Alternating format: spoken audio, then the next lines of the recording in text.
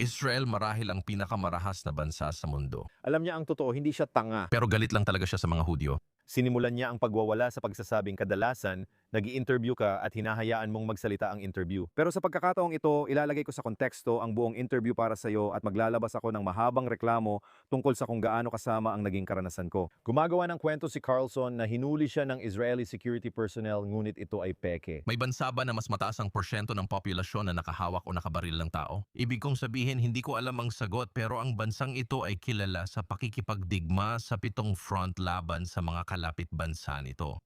Alam mo, ito rin ang bansang bumomba sa USS Liberty at alam natin ito mula sa mga intercept ng NSA na alam nilang ito ay isang Amerikanong barko.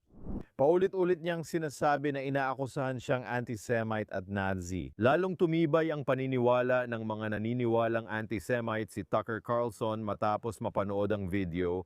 Paulit-ulit niyang binigyang diin na siya ay Kristiyano at tutol sa pagpatay ng bata at digmaan. Sinabi niyang pinatay ng IDF ang 14 anyos na batang ito sa Gaza, pero ayon kay Huckabee, buhay at maayos ito.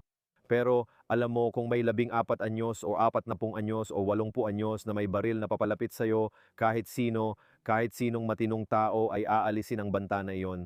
Pero sa totoo lang, ayon kay Tucker Carlson, kung isang Hudyo ang nanganganib o isang sundalo ng IDF, kahit sino pa yan, wala silang karapatang ipagtanggol ang sarili nila. Ayaw niyang mabuhay ang mga Hudyo. Yun talaga ang ibig niyang sabihin. Oo. Si Bibi Netanyahu sa isang banda, ang pamilya niya ay galing Poland, galing sila sa silangang Europa.